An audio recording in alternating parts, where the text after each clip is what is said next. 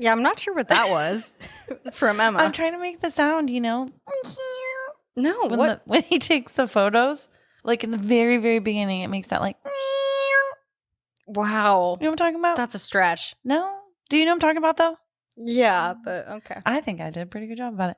Anyways, hello, everyone. And thank you for joining us for another episode of Spooky Chicks and Horror Flicks.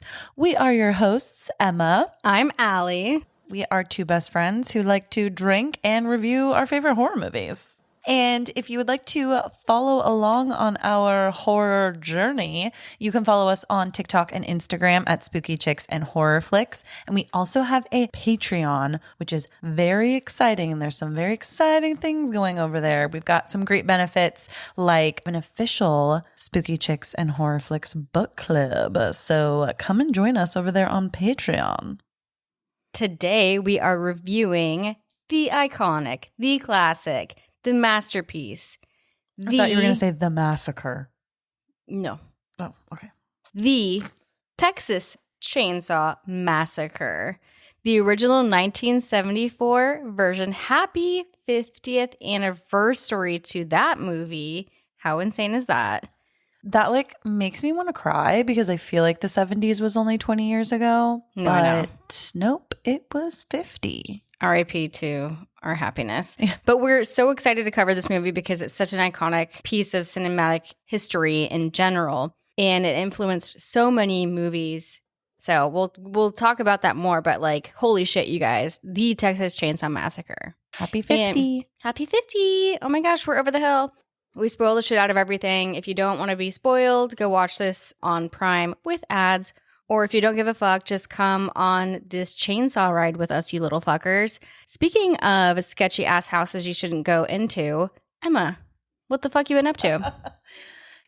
I've been having a great time, just same old, prepping for some really fun trips coming up in the next few months. And Allie and I have just been really doubling down on all of our scheduling and getting some really fun spooky events and stuff in the books. We've got so much fun stuff coming, and it's also stressing us out simultaneously that Halloween is like right around the corner, and hence our peak spooky season. So what about you, Els? I mean, well, first off, it's always spooky season in our hearts. That's true. Okay, you're right. But it's right now it's still summer. While we're recording this, it's still summer. But when this is released, it is going to be after Labor Day. What does that mean, Emma? Oh my God, that means we are almost at the autumnal equinox.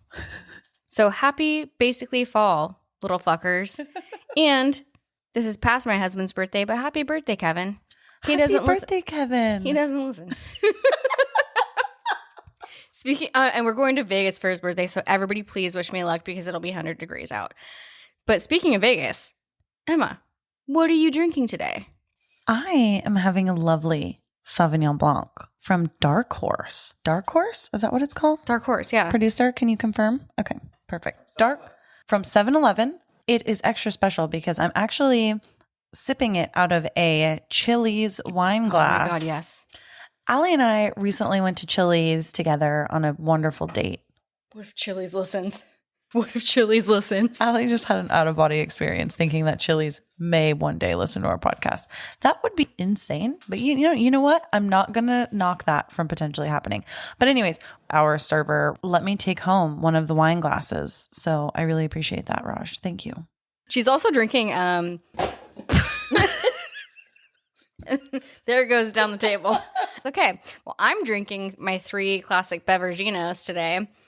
I'm drinking water from my big dumb cup, and I'm drinking a Lone Star beer in honor of a movie set in Texas, and that's classic Texas beer. And my signature Black Cherry White Claw. Please sponsor us. One day. Well, Allie, cheers to episode 29. Last in our 30s. Woo. For today's killer synopsis, 5 friends head out to rural Texas to visit the grave of a grandfather. On the way, they stumble across what appears to be a deserted house, only to discover something sinister within. Something armed with a chainsaw. I'm not going to lie. This isn't the best synopsis I've I agree. Yeah. Because we've had so many bangers recently. We could do better. Let me see if there's any other ones that are like really good. I checked. Probably not. Not really? No. That's kind of a bummer. So, well, if you've never seen this, don't trust the synopsis. So, so sorry. Sorry. This one's long. Can I read this one? This is just for fun. When Sally hears that her grandfather's grave may have been vandalized, she and her paraplegic brother Franklin set out with their friends to investigate. After a detour to their family's old farmhouse, they discover a group of crazed, murderous outcasts living next door. As the group is attacked one by the chainsaw-wielding Leatherface, who wears a mask of human skin, the survivors must do everything they can to escape. Longer, but more accurate. I would agree. Yeah, just saying. This film has a 7.4 out of 10 on IMDb, which I believe is extremely high for a horror film. You think that's high? So for Rotten Tomatoes, the tomato meter says 89%. I agree. You agree? I agree. I think it was great. I love this movie. 10 out of 10. Yeah. No, not 10 out of 10. Okay. You're right. And the director of today's film is the amazing Tobe Hooper. And why do we love Tobe Hooper, Allison? We love him for so many reasons. He also did Poltergeist. That's one of my all-time favorite horror films. And that was our first. That was our first little epi. Our first epi. So if you want to check that out, go listen to our first episode. Yeah, I think we've come a long way since then, too. Oh, for sure. So don't fucking judge us. Don't judge us. Yeah. But it's still a great episode. Yeah. And Craig T. Nelson, if you're listening, we'll take you on the pod at any time. And I will also just take you. In my bed. Oh, fuck. Is that like a threat? Nah, he'll like it. Shit. We just love you, okay? We love you, Craig. And the writers for this film are Tobe Hooper and then also Kim Henkel. And he actually wrote a lot of Texas Chainsaw Massacre stuff. He helped with writing some of the like sequels and other variations of the film that came out after this, and then also wrote part of like some of the video games that came out for this. And there's a video game? I think so. And like even some shows and stuff. Like he's very, very heavy like TCM crowd. So we love that for him. Get it where you can, brother. And then we'll get into our top build cast. Sometimes I question how IMDb ranks their top build cast, but I'm going to go in their order because I like order. So our first lady of the film is Marilyn Burns, who plays Sally. And she actually establishes a Scream Queen title. And this was before Halloween. And we love you, Jamie Lee, but Marilyn Burns is also a fucking Scream Queen. Can I say one thing about Miss Marilyn Burns too? I really think that her nipples are also a main character in this film. 100%. And we love a nip. We love a nip. Free the nip. So does Ed Gein. We'll get into that later.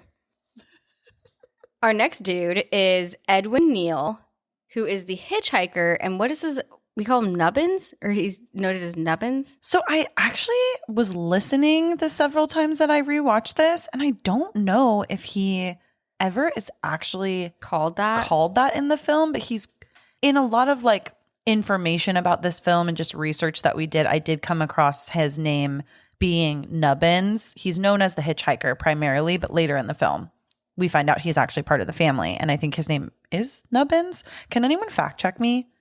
Dude. Send us a message. Yeah. But when we go through this, I'm strictly going to be calling him the hitchhiker. There you go. Love it. And then we have Paul A. Parton. Maybe Parton. Whatever. Yeah. And he plays Franklin. And something interesting about him is in this film, he plays a wheelchair-bound guy. And he's not wheelchair bound in real life, but he trained a shit ton to make it seem like he was accurately depicting a wheelchair bound person. Oh, did he do a good job? I don't think so. Okay. Yeah. Cool. And then we have our icon of the film, our little cutie patootie, Gunnar Hansen, who plays Leatherface. The Leatherface. Talking about fucking Leatherface, man, what an iconic character. And I was so interested to see where that inspiration came from and what the inspiration for this movie was from Tobe Hooper. And I read that he got the idea while he was in the hardware section of a crowded store and he saw the chainsaw section and he's like, this is the best way to get through a crowd is like with a fucking chainsaw. And I fully agree. When I'm in a mall and there's too many people, what I do is put my hands out basically like a chainsaw and weave through the crowd like that. So it resonates, and I fucking love that. Another kind of fun thing about this too is that one of Hooper's techniques for making this film more intense was cutting a small number of frames off of the shot preceding something violent occurring, and the small beat catches the viewer kind of off guard. And as their eye becomes accustomed to certain shots being like a specific length, it just kind of adds to the dramatic effect. And cinematographer Daniel Pearl also mentioned a misdirection trick that Hooper would use, which was having something on the left side of the frame and then cutting to Leatherface on the right side, and really having that kind of abrupt change. Yeah, the cinematography in this really kept you kind of guessing, or not guessing, just caught you off guard and made you uncomfortable. So good on ya. Another thing is that the soundtrack really contains no sounds from musical instruments, with the exception of some copyrighted music that they had rights to, but instead they used sounds that an animal would hear inside of a slaughterhouse, which that's fucking creepy as hell, but I love it. I have so many stories about creepy soundtracks. We'll get to that later. Also, Toby is credited as a composer, and I'm like, all right, well, I'm not sure I agree with that, but he has that credit, so like, good for you, sir. There you go. Another cool thing that really ties to something else in like the horror kind of sci-fi universe is that Texas Chainsaw Massacre is what apparently inspired Ridley Scott to make Alien. And some people have even called Alien a Texas Chainsaw Massacre in space, which is fantastic. I don't see that so much, but okay. I don't exactly either, but you know what? It's okay if it can be kind of vague. Even if we're grasping at straws, I still love it. You go, girls. And lastly, director Quentin Tarantino cited this as the perfect movie in his book. He said, quote, cinema speculation, saying that there are very few perfect movies, but that Texas Chainsaw Massacre is one of them. Why do I feel like we talked about him in a different fun fact section? I think he's a huge horror fan. Well, no fucking shit. Yeah, we probably did. I think he's called another movie perfect, but Quentin, you're all good in my book. And we maybe agree. Please talk to us. I'll show you my feet. We're going to move into the asshat middle of nowhere, Texas, which I love. We begin this film with some Star Wars ass text talking about the horrors that took place, and it's a true story and blah, blah, blah. But don't believe that. This is not a true story. It's based on a bunch of ideas, but keep your imagination alive, you know? And the narrator, actually, who's John Larroquette, and allegedly and apparently he agreed to do this movie for weed money. I think it was just one marijuana joint. Marijuana joint. A marijuana joint. Wow. Okay. You're hip. Fuck. God damn it. During this whole beginning scene too, we start to get these little clips. It's like flashes of a camera. And every time that it flashes, it makes that. I still don't. Do you know what I'm talking about? I do. I just don't know you're just saying it correctly. I'm going to make the producer put a little sound clip of it right now.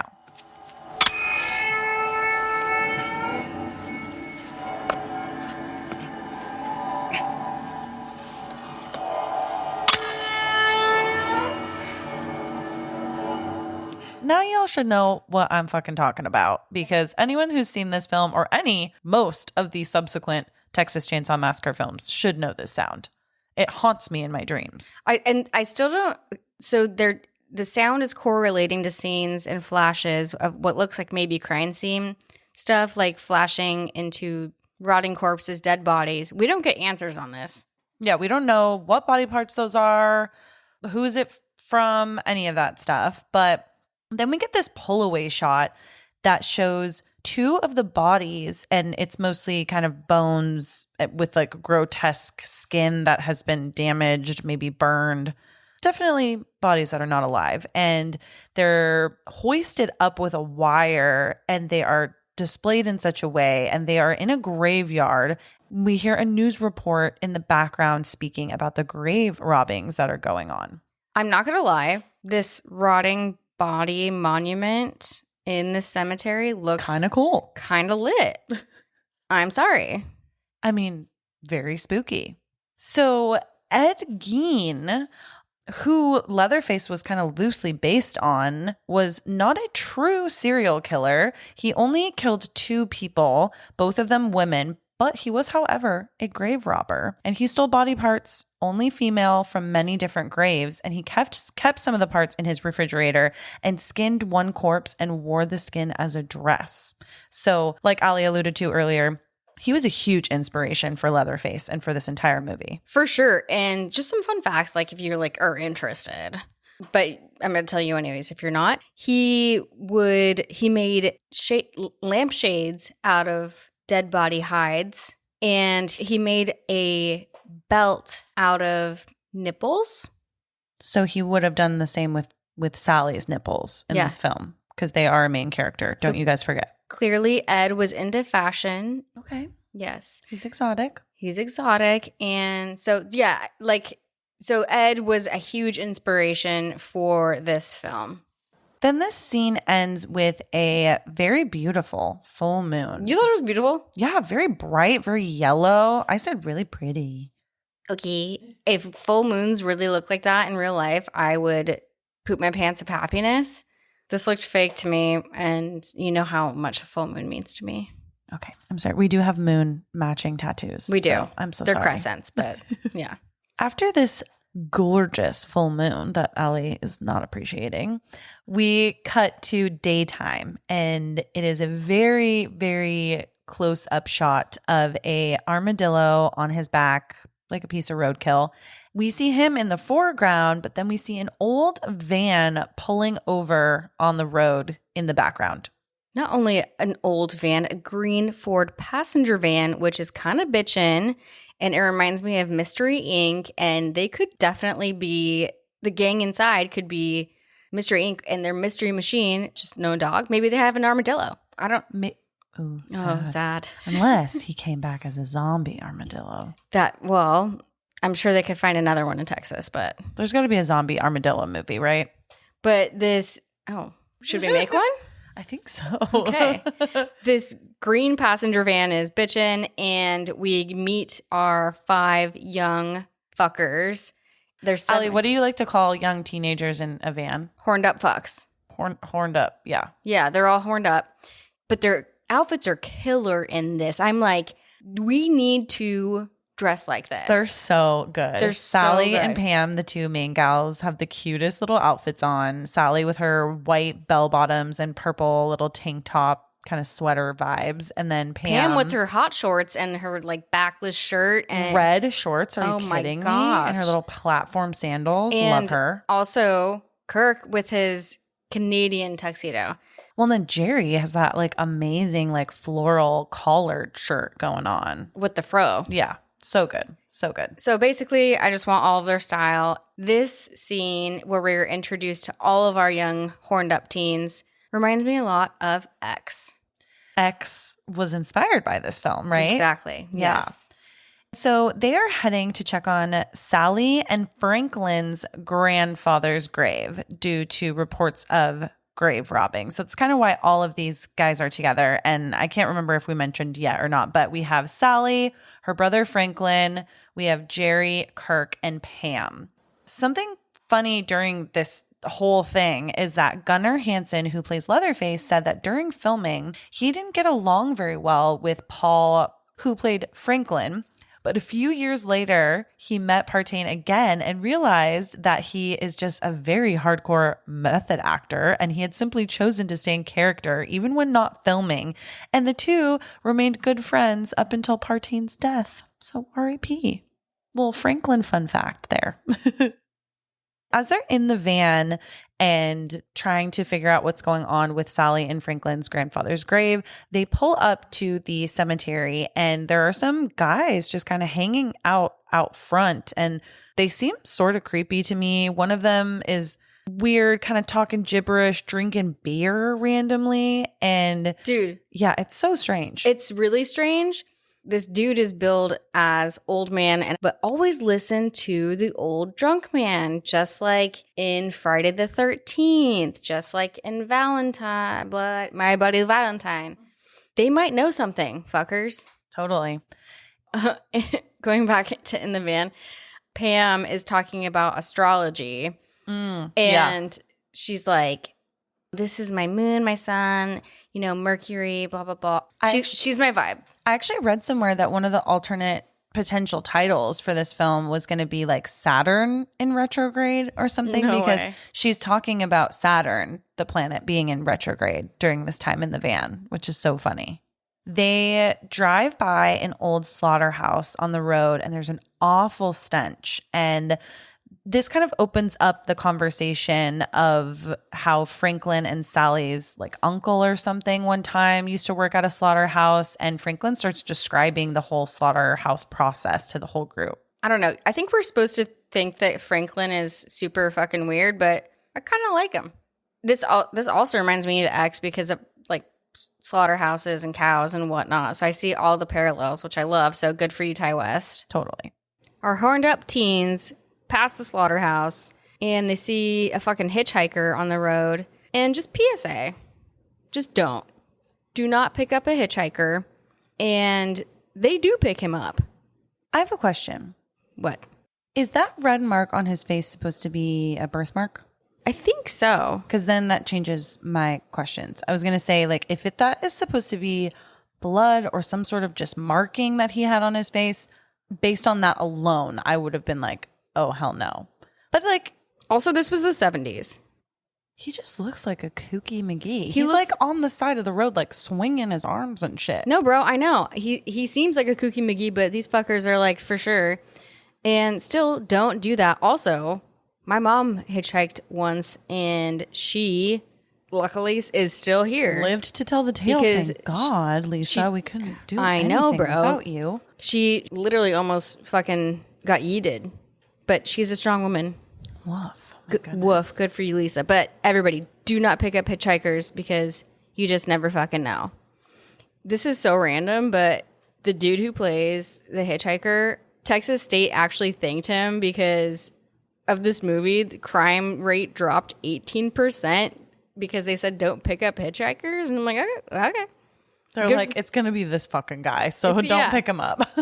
Just don't do it in general, bro. Like, why? I mean, I have sympathy for everybody, but generally don't. But they do. And we learn that fucking hitchhiker used to live or work at that slaughterhouse, yeah?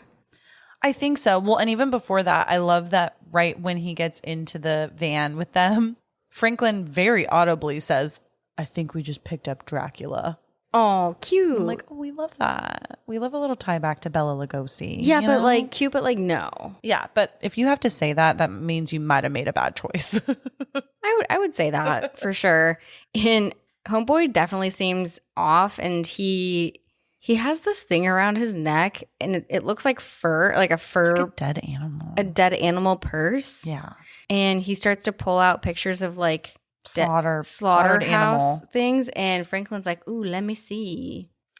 Well, and they start to chat about how the killings at the slaughterhouse used to go, and this guy, Mr. Hitchhiker, he says that he used to be the killer at the slaughterhouse and that he has the pictures to prove it, so he's showing them to the whole gang. And then he fucking like, okay, how many red flags is this already? But anyways, he also, out of his little animal fur purse, he pulls out a fucking Sweeney Todd ass knife, like a little razor thing. It's very terrifying. And it should also be noted that Franklin also has a knife as well. But then, yeah, this hitchhiker guy pulls out a like hair cutting looking knife, or like what you would like clean shave a man's beard with. And there's kind of a back and forth. There's some back and forth footage between the two of them. And something that I have to note, because Dave Lopez pointed it out, they're supposed to be driving. The car isn't parked the entire time. You can see it on the gear shift. We love a continuity error. Wait, that is hilarious. Definitely never noticed that. Shout out to Dave for noticing that. Great job, Dave. Well, and during this back and forth, he ends up grabbing Franklin's little pocket knife from him, cutting his own hand until it bleeds. For like a small pocket knife, that takes quite a bit of pressure. It's giving practical magic. Oh my gosh. Ooh.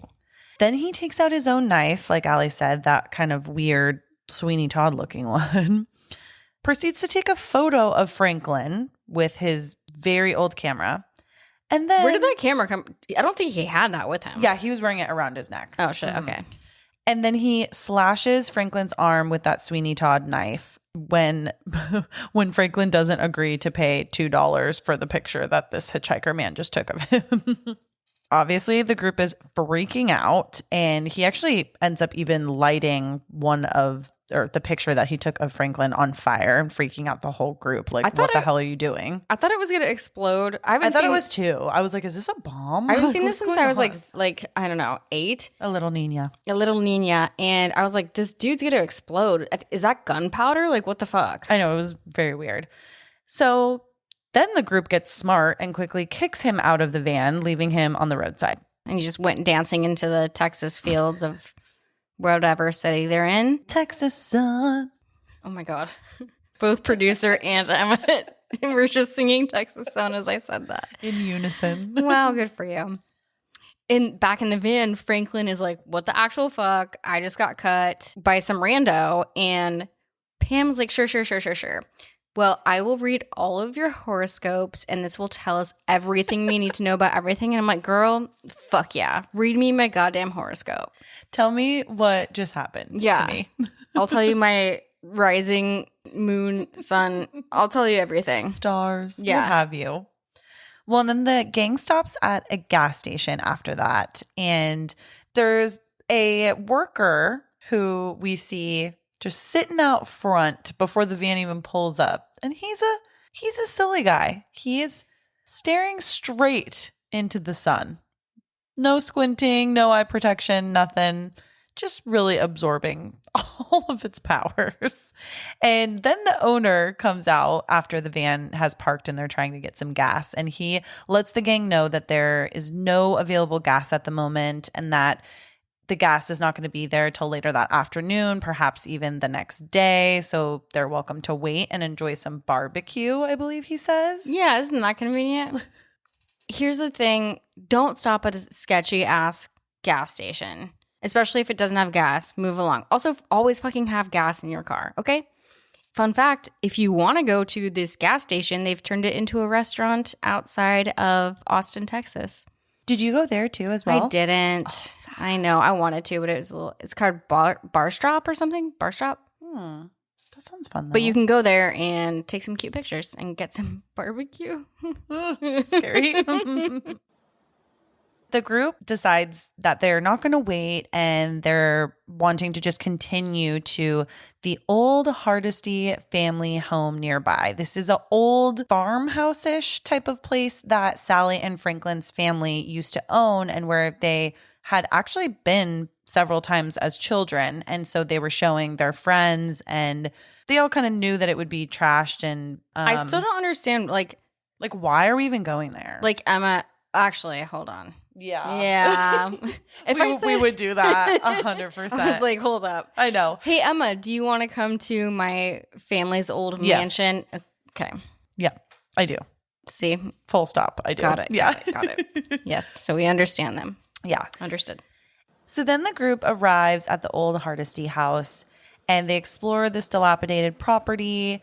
And this is such a funny scene because most of the group is exploring this 2-story plus old house where Franklin can barely roll himself through the front door. There's so many weeds and overgrowth and shit. This house is not in good shape at all. No, and also the 4 other friends are upstairs just like having a grand old time and fucking Franklin's rolling in. That sounds bad. He's rolling into the house. He just hears everybody having fun and just like, what the fuck? And he goes, you're having so much fun. Blah, blah, blah. I actually kind of love that for him. It's like a little bit of a little brat moment. It's a brat girl summer. So it's a brat Franklin summer. It's a brat Franklin Until summer. it's not anymore. I love that. We need to write that down. I can make a meme. Producer, write that down, please. Okay. Thank you. This house is fucked up. It looks like the Garouge plantation from Stay Alive, but kind of even worse. And Franklin's kind of looking around. He also notices some, like, would you say sigils Of bones? Yes, it totally reminded me of True Detective. Season 1. Season 1. 100%. Yep. Like weird just animal bones and feathers placed in very specific ways. Yeah. There was even some bones hanging from one part of the door, kind of almost making a weird symbol of some sort. Definitely some weird shit going on here. Someone had been there after the fact. Well, I want to know their end game here. Are they planning to stay here? Are they planning to go to fucking somewhere else? And this is just a road trip and we don't have gas? Yeah, we really don't find out, like, how far do they either A, live, B, want to go? Where the fuck are they going? Yeah. Like, were y'all just on a road trip just to see if Grandpa's grave had been dug up? And then what's the plan after that? No, for sure. And are you like trying to go to Austin city limits? Are you trying to go to Louisiana because it's like right there in New Orleans? I get it. Are you trying to get some like actual good barbecue somewhere that's like maybe not human flesh? Yeah. We don't know. We don't know. But the house is fucked and everybody seems way too normal except for Franklin knows something fishy is he's definitely feeling like some unease, I would say. After Franklin is done having his little temper tantrum, Kirk and Pam come down and they're talking to him, and Franklin lets them know about a water hole that he used to go to when he was a kid, and he gives them directions. And as they hike to it, they find out that it is dried up, and so they're pretty bummed that they can't go on a nice little romantic swim together. Like, hang with your friends? I don't know. Don't go somewhere alone with just the two of you. Don't go chasing waterfalls in Texas. Please stick to the rivers and the lakes, but also not those. Maybe. Yes. Yeah. Not right now. Not right now, please. Yeah. Take a pause. Yeah. As they're hiking back to the house, Kirk hears a generator and sees sort of the top of a nearby house, probably closest to the house that they were just at for Franklin and Sally's old family home. And so they approach this house hoping to get maybe some gasoline from them, especially since they have a generator. And something cool about this house is that since the film's original release, the location used as the Sawyer family house has changed completely. It is now an open field with no indication that there's ever been a house there, which is a little bit sad for people that are maybe trying to find the original location. But the physical house itself has been relocated and fully restored and is now operating as a place called Hooper's. This is formerly known as the Junction House Restaurant and Grand Central Cafe. And this is on the grounds of the Antlers Hotel Complex in Kingsland, Texas. Fuckers, guess what? I got to go there this past April with my parents. It is bitchin'. And it looks literally basically the same, but just a little bit nicer and less like I might get killed. They had bitchin' food and they had White Claw. What could be better? They're nothing. Just literally nothing. I love too that you guys had this epic road trip and this made its way on a must-have list of things because it is sort of out there, right? Like Kingsland is not like a normal place that people like really go, or is it kind of touristy? I don't know. It's like if you want to make it touristy, it is. Like how close is it to some of the more major cities? It's closest to like Waco and Austin. Which you also went to Waco. I did, and I went to the Branch Davidians. That's all. We'll talk about it later. Yeah. But no, I said to my parents, I was like, "You down?" They were down. Hell yeah. And we got to tour the actual house that they moved to that property. And you took some super cute pics with some chainsaws. Yeah, you just wait for those pictures, people. Even though it was April, I'm really bad at posting on time. Sorry. I think we actually did post them at some point. Whoopsie. But anyways, check them out. This house is very out there looking. There are just those houses out in rural areas of the United States that just don't look very, very great. But they don't look like kept up. They don't look like they've been maintained a lot. Yeah. This house in particular has some interesting knickknacks and stuff around sort of the exterior of it. But there are also some beautiful wildflowers. I did just want to mention that. I will also attest to that because Texas Hill Country, where this was filmed, some fucking beautiful wildflowers in the spring. Highly recommend. I think that something that is a theme of a lot of these houses in the middle of nowhere, even we're talking about X, we're talking about I don't know. There's so many horror films, horror houses out there. The common theme with a lot of these places is overgrowth. There's just not a lot of I mean, trust me, there's landscaping going on. There's a lot of overgrowth in this one too. Exactly. Yeah. But also on the exterior of this bitchin' ass house, which actually looks pretty good from the outside in the film, there's like a car graveyard. Red flag. Red flag. Big old red flag. Yeah. Kirk finds several of these old cars and they're sitting under a net of some sort, which also is an extra red flag because that means that whoever has them there is potentially trying to conceal them. But they didn't bat an eye. They still went up to the fucking door. You know why? Because it's the 70s? And they're horned up teens? Yep. Yeah. Mm-hmm. Or 20s, whatever they are. And so they go up to the house and Kirk goes to the front door, knocks on it a few times, and Pam is sitting on the steps. We have something that happens that Allie wanted to mention. So shout out to Lisa, one of my parents that I watched this with. As we're prepping to watch, we took a pause. We're eating some candy. We're getting ready to resume the film. She looks at me and says, I think I just broke a tooth. I go to look and I say, yeah, you did. Love you, Lisa. And then we resume the movie because she's a fucking champ. And the next scene is when they're on the porch, a fucking tooth drops from the upper level ceiling. It's like, what is this omen? So creepy. And Kirk picks it up and tries to trick Pam or kind of freak her out with it. It's so creepy. It's like, what is this random tooth doing there? Also, why the fuck would you do that? No idea. And why would you not be so red flagged to just run back? Exactly. 100%. Like, you're asking for it. There's too many red flags. Yeah. Absolutely. Kirk is going to proceed with trying to figure out what's going on with this house. Who lives here? Can he get some gasoline off anyone? And so he's still knocking on the door, trying to figure out who lives there. And Kirk goes inside. And once inside, I mean, he barely makes it into like the foyer of this house. Also, don't fucking just go into a stranger's house. Do not, you guys. He is suddenly attacked by Leatherface, who kills him with a sledgehammer so quickly and so quietly. It was so fast and blunt. I was saying to myself, wow, that's a fast kill. Good for them. Efficiency.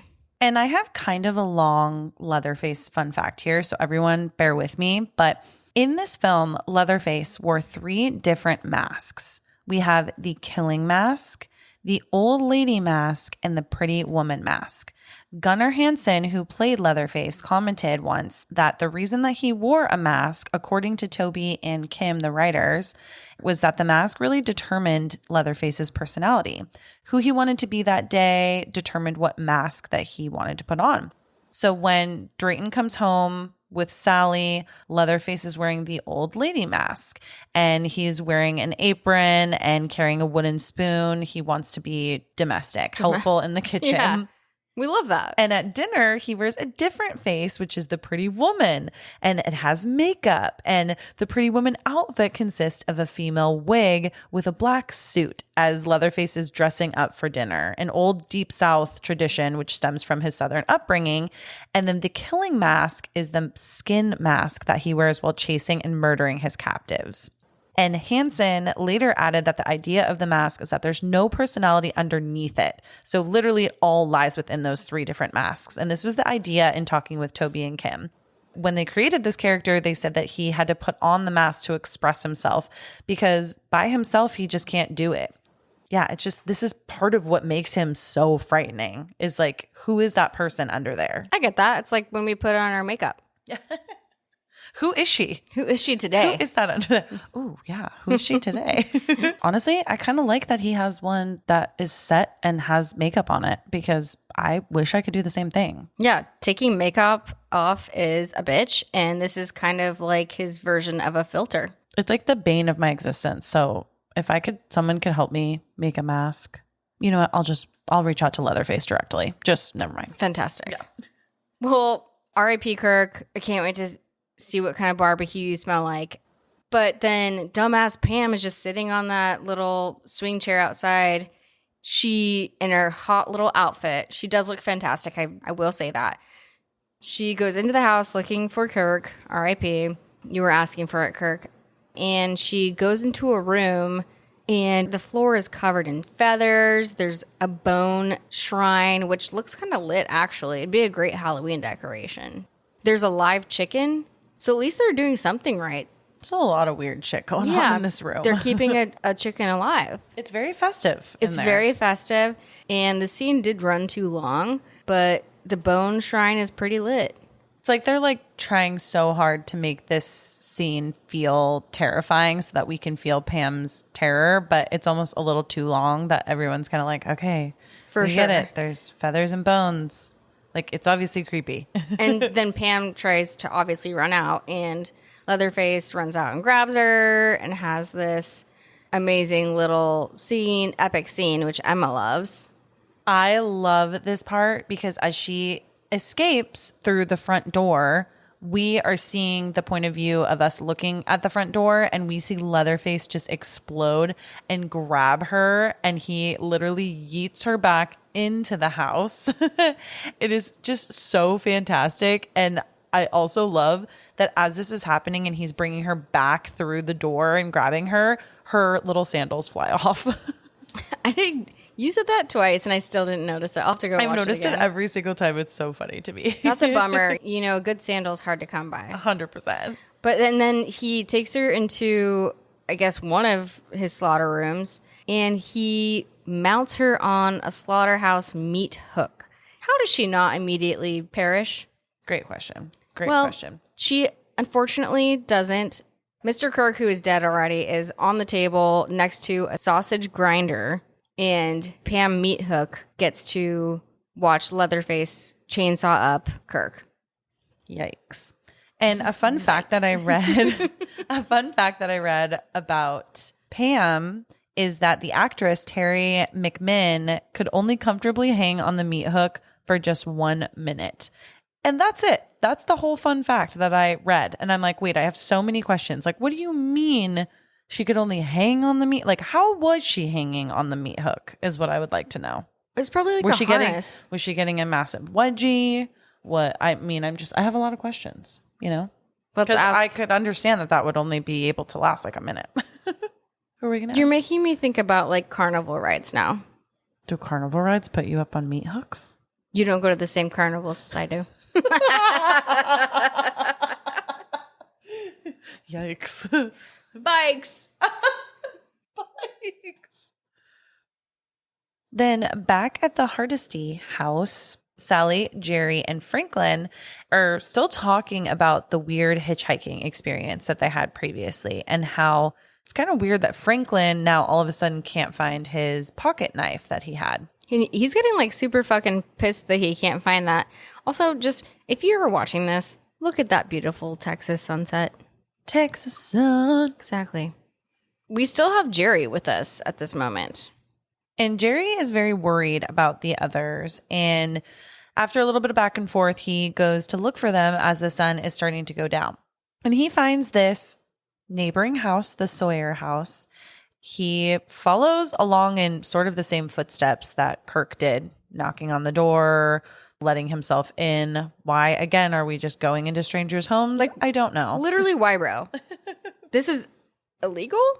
It's definitely trespassing. But it was also the 70s, which I always say was a wild time. Wild time. And I also think probably to this day, there are many people that don't lock their doors or lock your doors. Sort of have like an open door policy. But lock your doors, get a Ring camera, protect yourselves, please. PSA. Grab your kids, grab your wives, grab your husbands. As he's exploring the house, he eventually discovers a freezer and hears some noises coming from it. Before we get into this, can I ask you one question, Emma?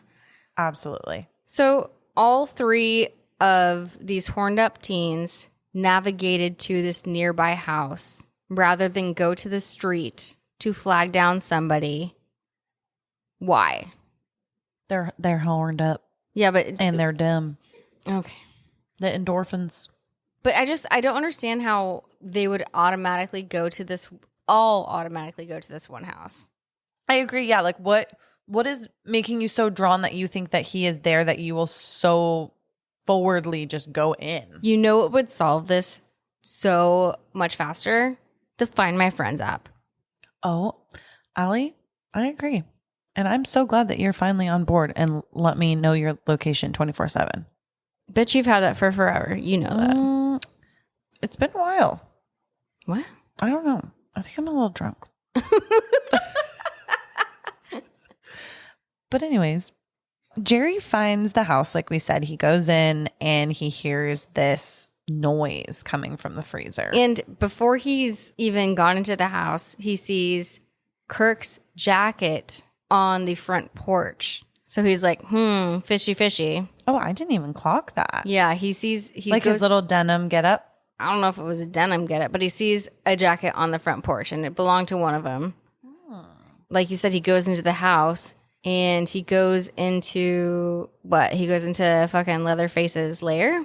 Some sort of room where there's the freezer, and there's some probably like animal hides or something on the door or on the walls. And he discovers Pam, and she is still alive, ?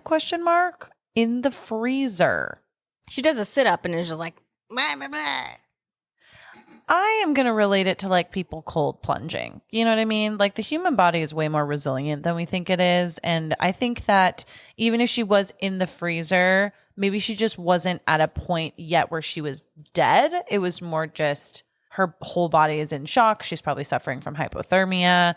Maybe she's having some weird kind of knee-jerk reactions from all of the cold. I think that's a lovely and extreme stretch, but nevertheless, we don't see Pam again. So, assuming the worst. And in this scene, Leatherface then appears and kills Jerry with a hammer. Just quick and fast. Yeah. Quick and dirty. Quick and dirty. And that seems to be like his thing. I feel like okay, so he's kind of like a lot of our other horror, like classic horror people. They are faster than we think they should be. Absolutely. They really catch you off guard. Another fact that I have is that Toby Hooper allowed Gunnar Hansen, who plays Leatherface, to develop Leatherface as he saw fit under his supervision. So Hansen decided that Leatherface was mentally handicapped and never learned how to talk properly.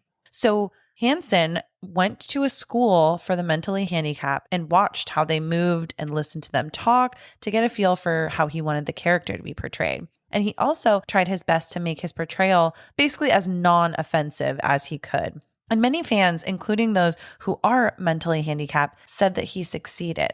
Oh. So this explains a lot of Leatherface's mannerisms, the fact that he can't really speak. We never hear really clear words coming from him throughout the entire film. And I thought that that was very interesting how they decided for his character to be this way. But he's a complacent dude. He does what he's told. Absolutely. He follows those rules. Today, I guess, he's already killed what? Okay, hold on. 1, 2, 3 people?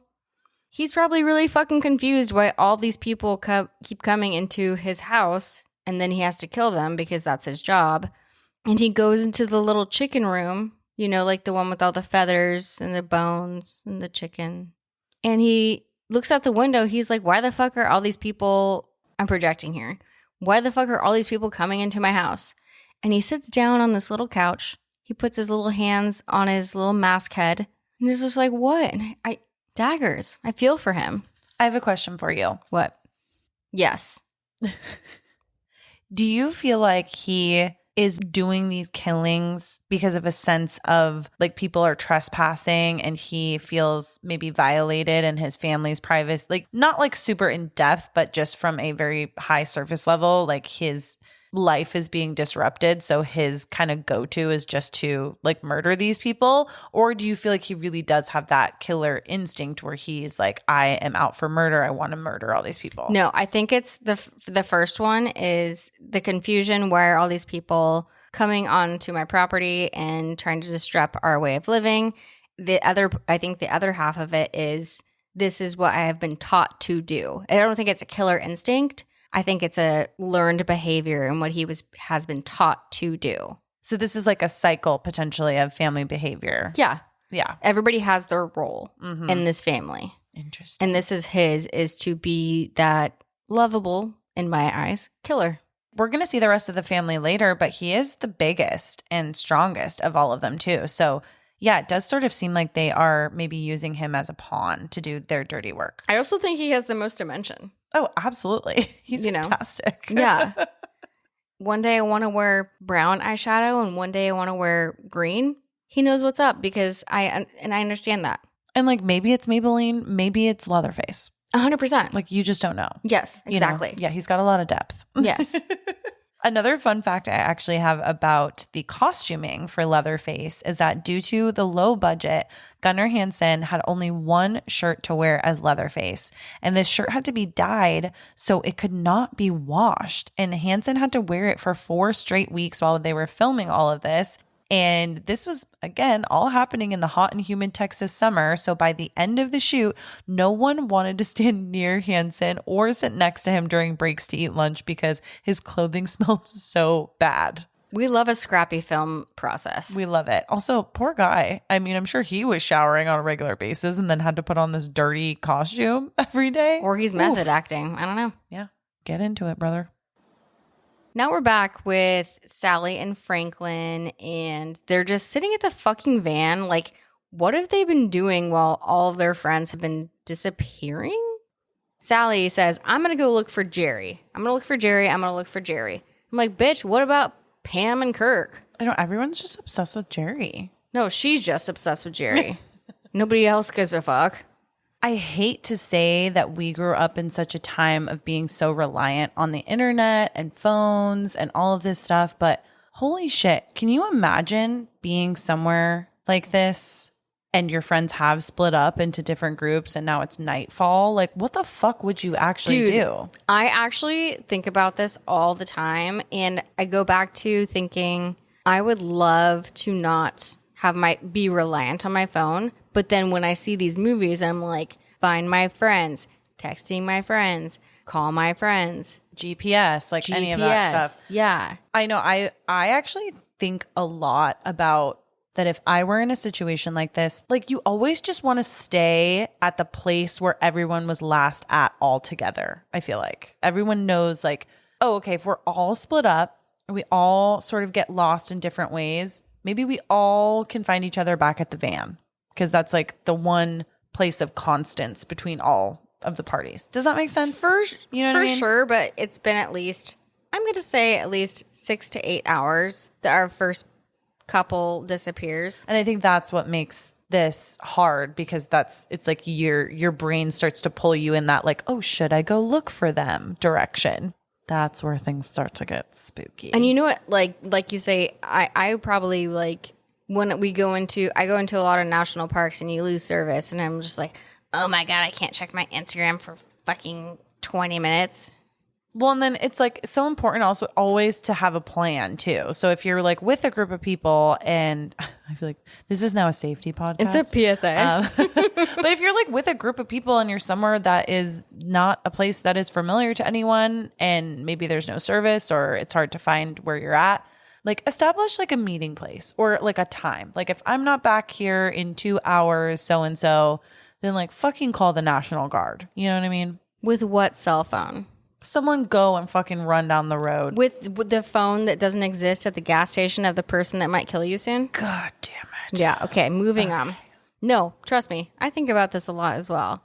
So we're with Sally and Franklin is like, I want to come help find Jerry, even though I guess none of us are concerned about Pam and Kirk. But they're just a lost cause. Franklin's like, I'll just wheel myself through these, what'd you call them, Briarwoods? It reminded me of Sleeping Beauty, right? Where they go through the Briar. Nope. Briar Road. I don't know why Briar is like such a word that's flashing. They're going to wheel themselves through some fucking bushes. They keep fucking yelling. And they are going to regret that really soon. Real fast. See, now this is my sound effect. Wait, I love it. It does sound like a cat in heat. That's what the producer just said. But I kind of like the end. You're like, "Roar." It's like the, well, that was not good. It was sort of like the motor. I can go higher. Yeah, go ahead. No. Oh. Well, and who do we see appear suddenly? And who do we see kill Franklin with a fucking chainsaw? Just literally out of nowhere. Well, I mean, they were asking for fucking yelling, "Where's Jerry? Where's Jerry? Jerry!" I thought Frank would like last longer. I don't know why I thought that. R.I.P. And then we never hear about anything. Where'd they put his body? I'm not sure. Well, and like this is like absolutely not ADA compliant. 100% not. No. And also, like, damn, she's got like some sister strength. It's like Edward in Twilight. He's also a vampire. Okay, so it's like when a mom can lift a car because their baby okay. is like under the a adrenaline car. rush. Yeah. I don't, yeah, whatever. So that. she could lift her very large brother in a wheelchair uphill in dirt. But R.I.P. Franklin, I thought you were to last longer. I'll see you in the next life. But good for you for doing your darndest. Sorry you didn't find your knife. So sorry.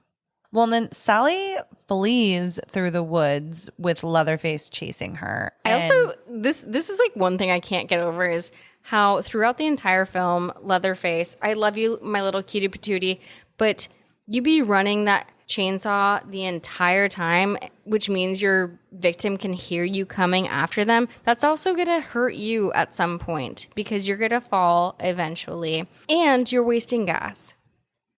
A fun fact during this scene where Sally is running through all of this like briar tree bush Texas trees, branches, whatever.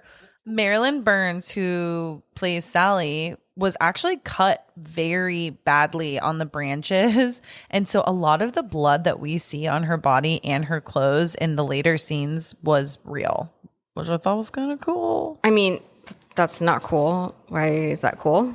Sorry. I mean, I would, if I was in her shoes, as long as I wasn't seriously hurt, I would think it was cool. Filming wise, I am so night blind, so I'd be like, that's my blood. Oh, okay. I don't know. I'm a little drunk. Okay. Anyways, I'm night blind, so either way, as the killer or as Sally, I'd be fucked either way. So this Sally would take one step and fall. No, I would, even if I was in Sally's position, I would find a way to fuck myself over.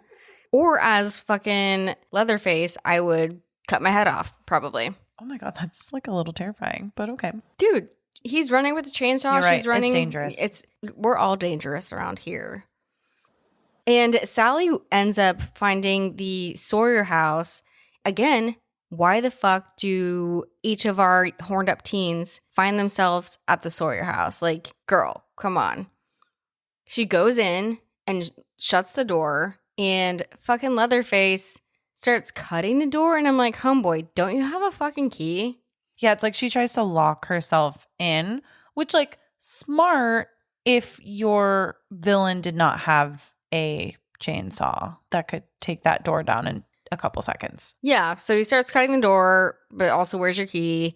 And she runs upstairs and she goes to this random room that we haven't seen thus far in the film. And there's a very old man. I thought he was dead. I thought he was dead but too. But this be Grandpa. Yeah, this is Grandpa. And he's sitting in a wheelchair and she goes up to him, is pleading for help. He's not saying anything, which I think also made us believe that he might be dead, but he's alive. She also she turns around and there's Grandma, and she fucking dead.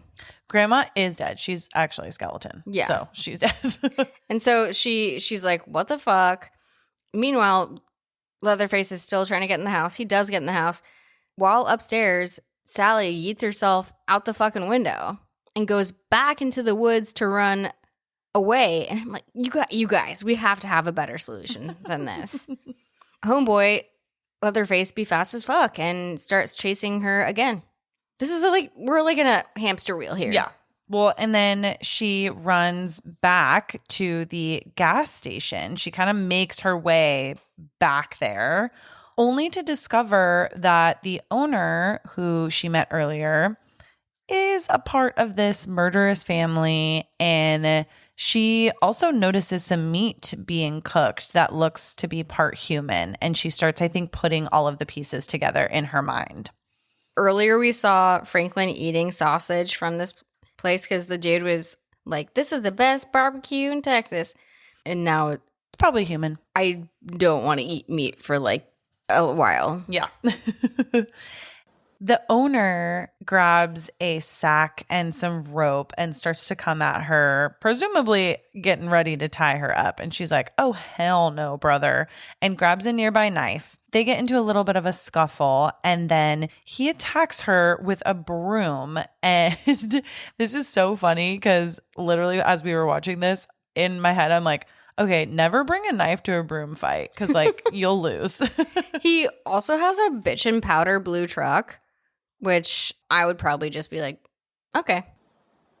Can we talk real quick, though, about how she had a knife and he had a broom? And that is what ended up winning here, is that he patted, I'm going to say pat because it wasn't even like he was hitting the shit out of her with the broom. He was patting her with a broom, almost like he's trying to shoo a cat out of a fucking room or something. I don't know. I also don't know if you noticed how fucking dull that knife looked. Oh, it looked so bad. Even though he cut the rope with it to tie her up. So A weird. plus B equals sock.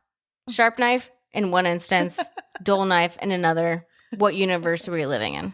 He manages to get that knife out of her hands and ties her up, taking her back to the Sawyer house in this fucking sick blue truck that he has.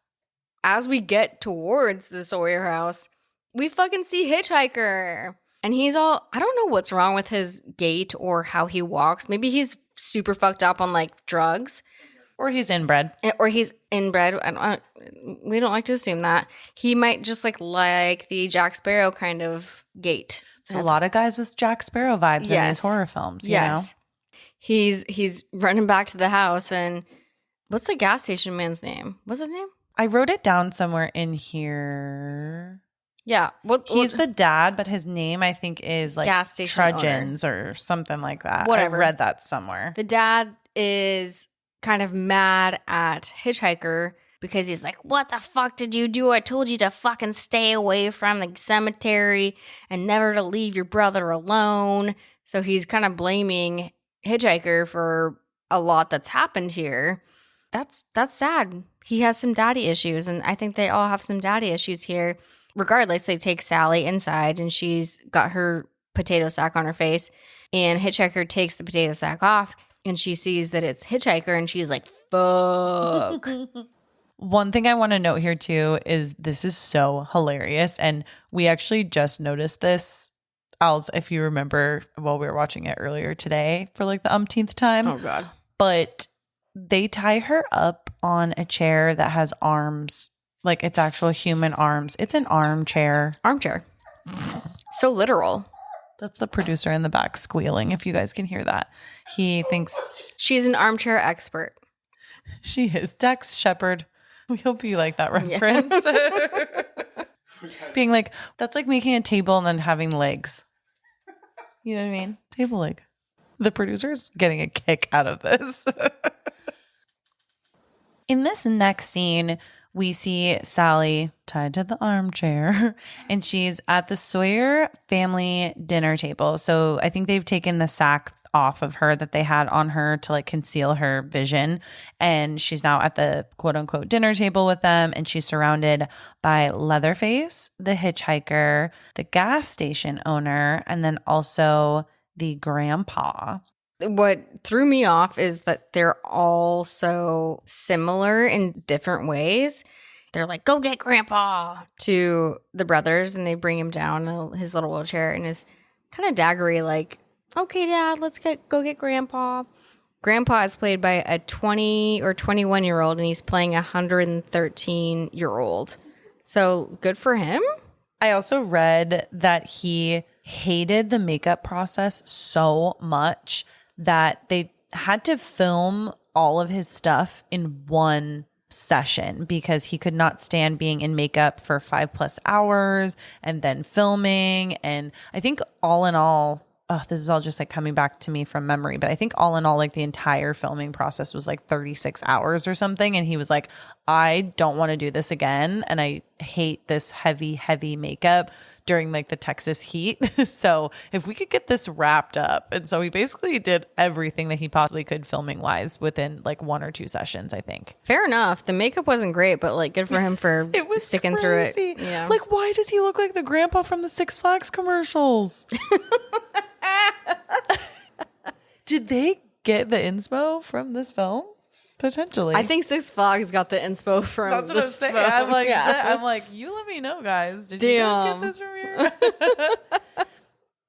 Then we get this super creepy scene. I think so fucking weird. I think this is probably the scariest little sequence in the entire film, and it's short and sweet, but I think it's the most impactful. And there's a lot of layers here, and I have a lot of commentary. I know Allie does too, but they cut Sally's finger so that it draws a little blood. They immediately take her finger and give it to Grandpa for Grandpa to suck on it to get some sustenance. And he's sucking on it and like reacting with his arms like it's a baba. What do normal people call it? Like a baby bottle? Pacifier? Like a pacifier. Yeah, like a pacifier. Yep. And he's like moving his arms like hee hee hee hee hee. Yeah, like he's actually getting something from it. Like it's almost like it's like rejuvenating him somehow. It's such a weird scene, and Als, let me know if you feel the same. But during this scene in particular, where it's like all these men and they're all clearly fucked up, each and every one of them in different ways. Yeah. It kind of gives me like The Hills Have Eyes vibes. Oh, for sure. With like these like fucked up humans, family that lives in the middle of nowhere.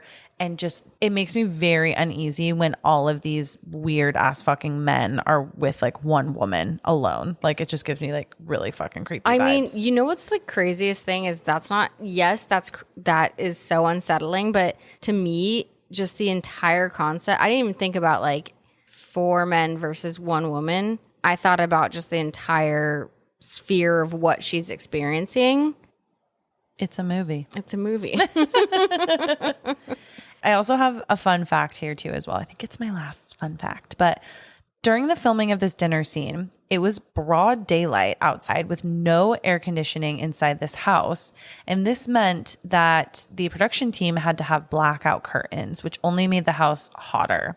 And the temperature inside would sometimes rise to over 120 degrees Fahrenheit because of all of the animal bones and some of the carcasses that were around. Everything was real, and this intense amount of heat began to make the smell absolutely unbearable. And many of the actors have said that they would go outside and vomit only to come back and finish recording. Dude, that's like Vegas, you know? That's showbiz, baby. I'm like, damn, dude, that's like kind of gnarly, but we do it for the plot. And the Insta. And the Insta. They're all like, what I'm wondering is, Emma, what do you think? Why did they invite her to the dinner table but yeeted everybody else immediately? It's a great question. I don't know either. I wonder if this could get really fucking deep, but like I mentioned a little earlier in the podcast, I wonder if it seemed like he almost killed most of the group. Leatherface, he almost killed most of the group out of necessity and feeling like someone had kind of encroached on his space, what have you. Sally and Franklin were the only 2 that were seemingly attacked out in like the outside of the property. Kind of, you know what I mean? Like not in the actual house, but like in the outside of their property, like borderline. Yeah, and maybe they've just always wanted to have a lady over for dinner. Okay. You know? Sure. Maybe she could be like the matriarch of this fucked up family. We got one. She just doesn't happen to be alive and she's up in the attic. Maybe they need one that's like has like blood running through their veins. Got it. Yeah. And again, the nipples. They're a main character. Yeah. And those bell bottoms are also a main character. Love those. They really are. So we're at this fucking weird ass dinner table and they're giving her food, which is obviously food of dead humans. Like the barbecue, the famous barbecue from gas station owner. And /dad. it's kind of interesting, their family dynamic, because they all have roles. The dad, he cooks the barbecue. He's the cook. We've got Hitchhiker, who kind of lures the kids in or lures whoever in. And then we've got our cutie patootie little Scooty, Leatherface, who just does what he is fucking told. He is the errand runner. I feel like he is like, whatever needs to be done, he's going to do it. You know, families are hard. And the family is sort of tormenting Sally too. And they're like laughing. And it's just such a weird, like fucked up thing. And she's screaming. Yeah, she's screaming bloody murder. And it reminds me of Silence of the Lambs, where she's screaming and the other three men that are mocking her screaming. So it's like Buffalo Bill in Silence of the Lambs. Yeah, like they have no remorse or regular thought process to make them feel bad about anything that is going down at all. As this is all happening, they try to get their elderly grandpa to pick up a hammer and kill her. They bring her towards him. They put the hammer literally in his hand, and he's too weak. He keeps dropping it. To me, this is kind of a like funny, cute scene, because fucking our cutie patootie Leatherface keeps trying, like, Grandpa, like, here you go. Like, come on, here you go. Put it back in your hand, and we're going to try again. Because she's tied up, but I'm not sure how she's not, like, frantically moving. She's just, whatever. Picks it up, puts it back in his hand, drops it. Yeah, just drops it. And this happens like 10 times. He eventually does get a blow into her head, but apparently not enough to fucking kill her.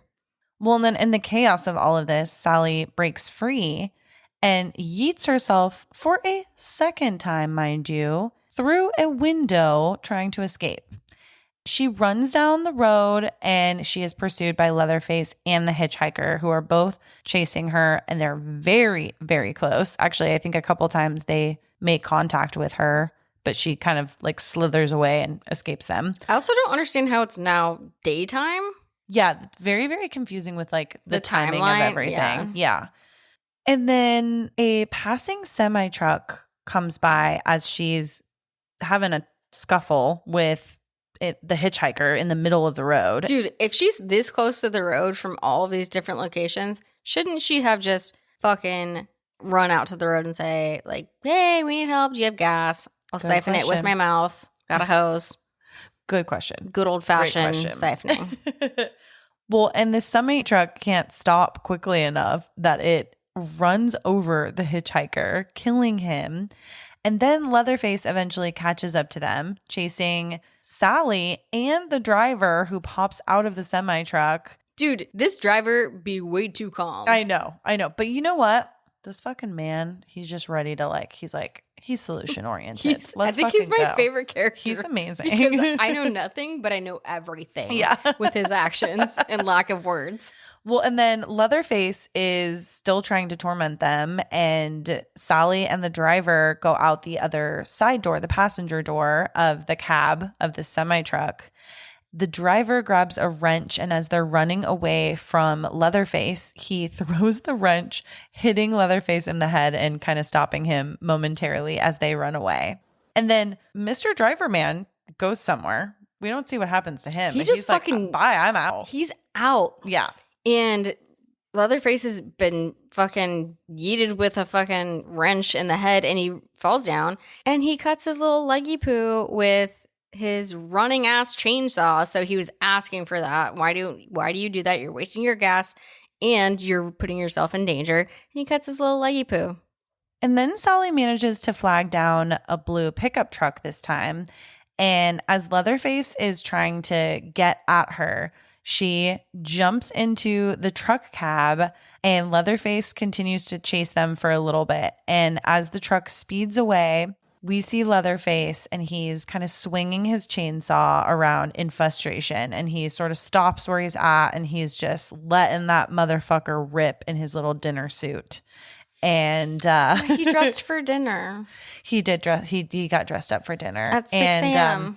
And I think because we keep saying Texas sun, this film ends in the perfect way. Well, at least one of these ending parts with him yeeting his chainsaw around. And I just feel like the perfect background music would have been Texas Sun 100%. by Leon Bridges. But I also love how before that we see in the bed of the truck, Sally is crying like, what the fuck? And then she starts to laugh. It reminds me of Carrie where she's, I don't know, she's so emotional and she's having all these emotions at once where she's crying, she's laughing, she's bloody, she's like, what the actual fuck? And I think this is one of the best endings to a movie that's so ambiguous, like what the fuck just happened, but it just ends. It's so good. Yeah, she's like laughing maniacally and God, it's so great. And yeah, the screen just cuts to black and we just end on this kind of disturbing and unresolved note. We don't really know what's happening next, but we know that Sally was able to get away at least temporarily. And that was it. Snaps to Sally, our final girl. Els, what was your favorite scene? Okay, I alluded to this very recently, but I love when our little Texas Chainsaw Leatherface he's just like such a little like cutie patootie, just wants to help and do whatever he can. And he's just trying to help Grandpa beat someone to death. And he just, here, Grandpa. Grandpa. It's normal for them. Yeah. That's their family dynamic. That was kind of him. That was kind. Help your elders. You know what I mean? But my ultimate is what we literally just talked about. And when he's doing his little dancing queen Texas Sun dance in the middle of a road, who the fuck would not notice? Like, who didn't notice that? You know what I mean? But it was true. Beautiful. And I kind of want to do an interpretive dance to that scene. If anybody's I think you should. If anybody's interested. He's just twirling and swirling with a chainsaw that's very active in his skin mask under the Texas sun. What was your favorite scene? I think my favorite scene, as y'all probably already know, is when Pam gets grabbed by Leatherface in the front door of the Sawyer house and her little shoes fly off. I don't know if you actually see the shoes flying off, but there is a clear moment where she's got shoes on and then she doesn't have shoes on. So I can only guess that just What kind of shoes were they? They're little flip-flops, little platform flip-flops. I feel like you have more PTSD for the flip-flops than the horned up teens. I probably do. Alice, did you think that this movie was scary? No. I thought it was kind of funny and cutesy patootie. Sad at moments, actually. Family dynamics are hard. I also agree. Didn't really find it scary, but I will say that some of the later installments of Texas Chainsaw Massacre, including the 2003 version with Jessica Biel, scared me a lot more. And I think it was more because of the overall atmosphere and the music that was used and that probably the effects too. Is that a cat? No. Fuck. Does it sound like a cat? God damn it. I'm going to have the producer put the sound in again right here. That sound really creeps me out. I don't know. I get really affected by like soundtracks and shit like that. I mean, even like speaking of just like Sinister, like that was a good one that had like a really fucking scary soundtrack. I feel like that. I get really affected by that stuff. So no, I didn't think it was really scary. It was more just that sound that gets it for me. And speaking of cutie patooties, would you say that your like preference for cutie patooties would be Leatherface or the Creeper from Jeepers Creepers? So speaking of that, I have a whole document of my little Etsy store kiddos. Can you explain real quick, though, for listeners that haven't listened? What do you mean by Etsy store cuties? Just our people who are being entrepreneurs or crafty. Little crafty, doing it for themselves, maybe sewing some body parts together or like making a little lampshade out of skin. Honestly, they're just business people making their way in this world. That's all you have to do, you know?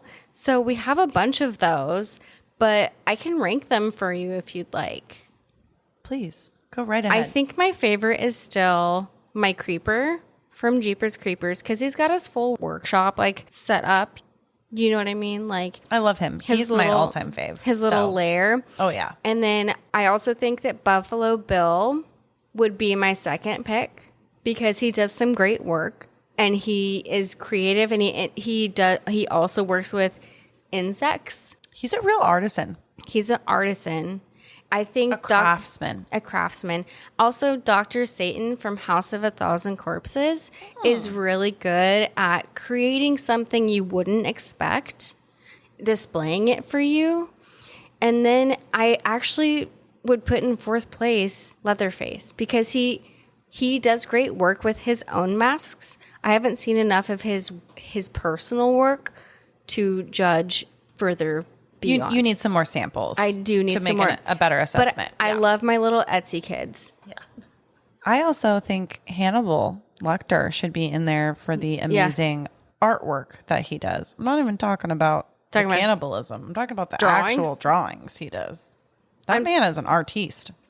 I'm just saying that maybe that's a bonus episode for another time, as we can talk about my rankings. Maybe. Our little artistes. Yeah. In the horror community, but we love our little Etsy store kiddos. But Emma, what were your final thoughts on this movie?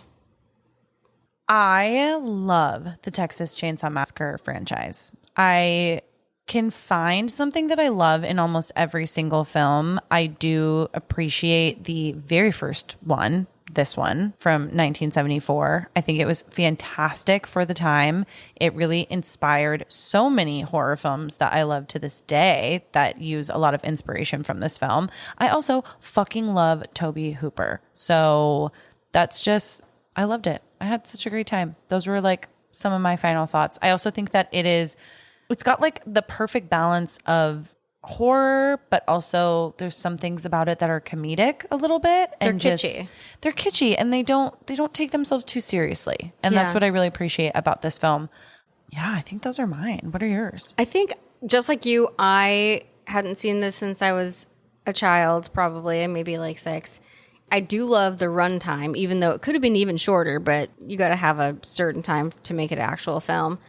But I recognize so many films that I adore in this movie that have been influenced by us, like X. So many things. This is so parallel to X, and I love X. Also, like we've been talking about, Silence of the Lambs, House of a Thousand Corpses, Halloween, The Hills Have Eyes. I just love how this movie influenced so many things that we love today. And it was just a fun time. I enjoyed watching it. My mom hated it. Sorry, Lisa. That's okay. I mean, she had a tooth incident during it, so I dear can God. understand. She was eating something from Trader Joe's that was like the honeycomb, chocolate covered honeycomb. So like, watch out. Yeah, a little scary. But yeah, everyone, that was our review and our recap of the very first, the Texas Chainsaw Massacre, 1974. We would love if you could follow us on our social media at Spooky Chicks and Horror Flicks to get all of the latest updates on what movies we are reviewing, what we're up to, what events we're going to, so on and so forth. And again, a reminder, we also have a Patreon if you would love to join and support the podcast. If you love the podcast, please leave us a 5-star review wherever it is that you listen, or simply tell a friend. Please share us with someone else that you think would enjoy our podcast and someone else in the horror community. And yeah, we love you guys as always. Do not pick up hitchhikers. Always make sure you have enough damn gas in your tank. And stay spooky fuckers.